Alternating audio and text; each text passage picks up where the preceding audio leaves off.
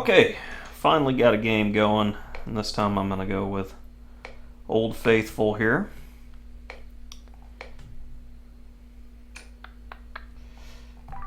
Yeah. Uh-huh.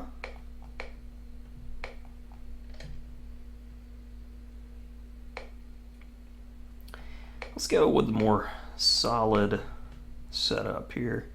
So I figured c5 was coming. And with 2-1, we got a bit more time. Alrighty, so we're going this way. Okay.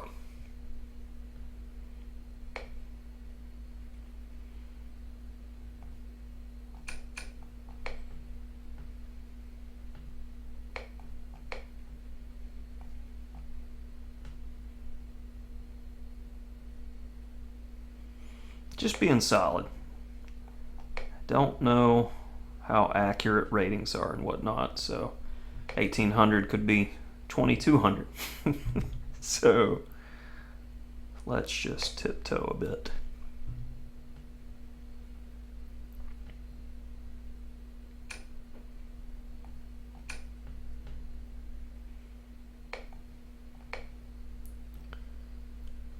Alrighty.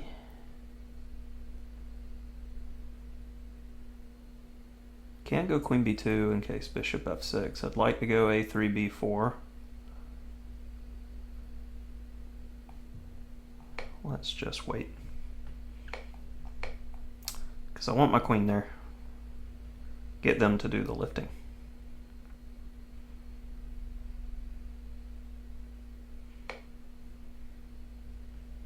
Unexpected.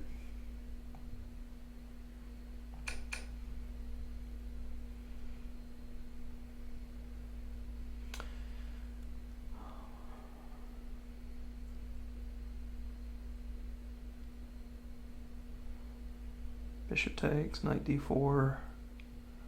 Not really helping.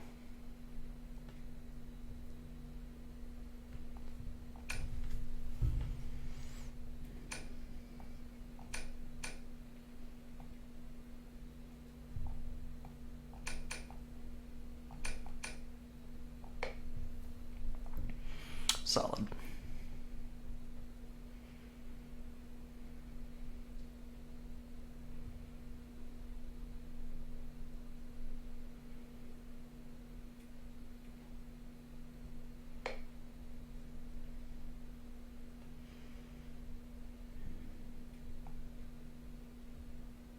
Knight c3.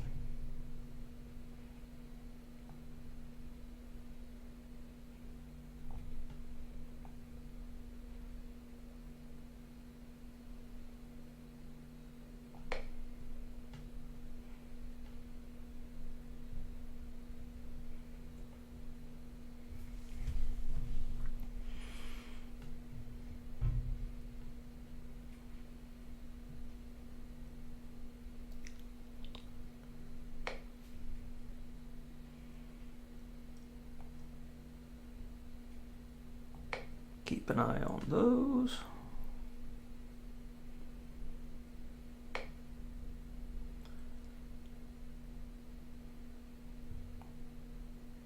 Let's do that just for safety. Yeah, no rush, no fear here. We've got time. I just need to pick up the pace a little bit. As he's the higher rated player here, he's got the burden of proof.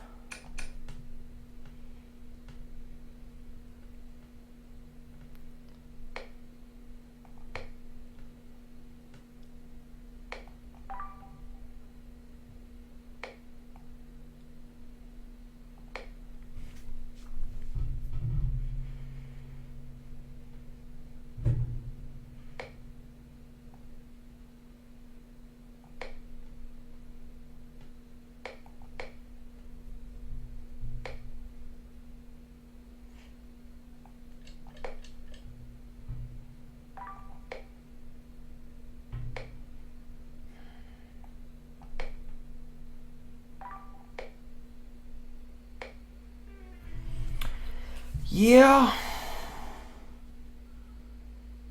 Yeah, Walter, let's get a rematch going. Why not? And we will go this way. I haven't played this in a while, so I may botch the theory, but hey, you gotta try sometimes. Bishop b4 was likely best. a3, a5 always.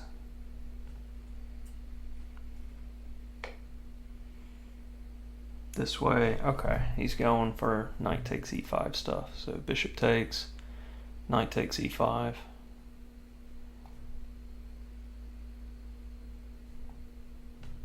Can I just, well no, he's got c5 there. Okay, I'm gonna go for this because I just feel like doing it. And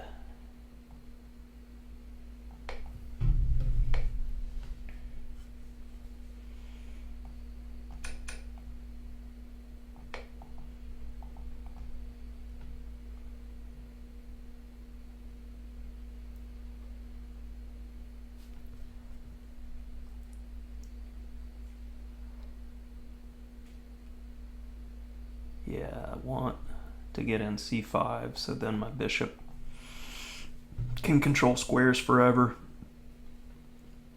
But maybe I get stuck. He needs to go knight d2, knight b3. But if knight d2, rook b8, yeah, I'm not liking what I've done. I'm gonna have to find counterplay, and after knight d2, I'm just not seeing it. Knight d2, I need to go a5 to go a4.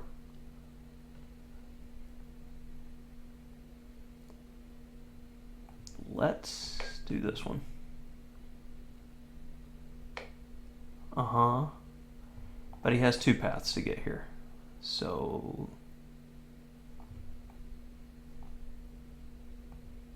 I'm just gonna have to give him that, and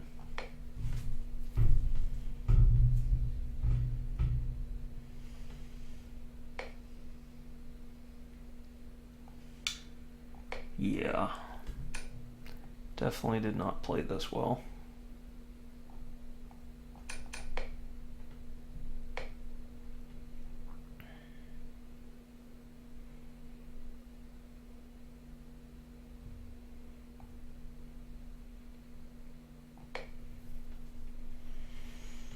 I need to pick up the pace and not play bad. So far, I've only been slow. Okay.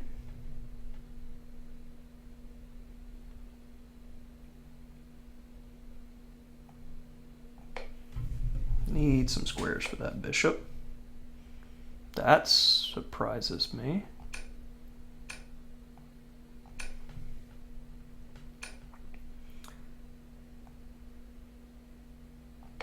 Okay, you're gonna need to prove this position to me because I'm comfortable with the exchange and potential outside pass pawn in the future. Probably a move like g4 would be good.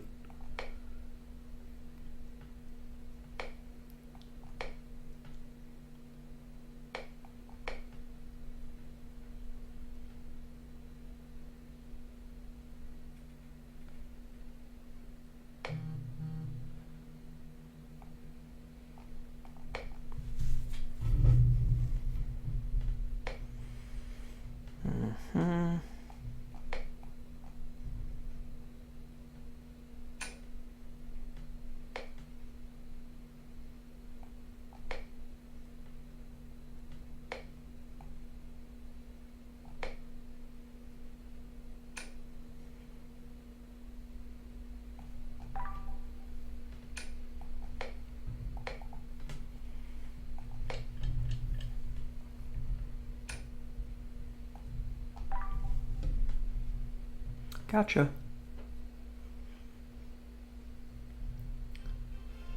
If anything, at least I am tricky. Okay. This line is objectively the best line against knight f3, c4 move order, because you're going to get colors reversed Benoni positions, but I definitely didn't follow my analysis that was in the aggressive Queen's Gambit decline. So I do not recall it. d3, and then, yeah, a5 makes a lot of sense. And I also, as soon as I played h6, I felt bishop b4 would be better, because after bishop d2, you have the idea to go a5 there. And it's all about either stopping this a3, b4 stuff or b4 stuff immediately. So that's going to be a lot better way to go. I went with this passive h6, just assuming that my opponent didn't know what he was doing here and was going to slow play a colors reverse Benoni. But he played a nice practical move with b4. And then, because I knew I was likely in prep, I'm like, all right, I'm just going to bail out to a position where we trade a lot, and I hope to outplay my opponent from the worst position, which I was just down a pawn without much compensation. He played this pretty well until time trouble. The unnecessary exchange sacrifice, and then he just fell for the cheapo with c5. His bishop needed to be in two places at once. So yeah, he outplayed me pretty convincingly in this one. And then I was down material and trading, not to be recommended, but I was looking for counterplay wherever I could get it, which was the king side. And then, like I said, here I wasn't entirely convinced with his position, h5, and I was evaluating the position properly. Rook e8. Rook e8's nice. You've got time while the pawn's still here to get the king to move, and then you go h4 type stuff. And gradually, I need to do something. g4, I definitely don't agree with. I considered c6, but wanted to gamble a bit because I figured I would be able to reach this position, and my entire idea as we were getting in mutual time trouble was to go for tricks where essentially you have the staircase checkmate, which is what happened. So I felt like my opponent was starting to play hurry up chess, and bishop takes d4 is an excellent move because it controls the mating square.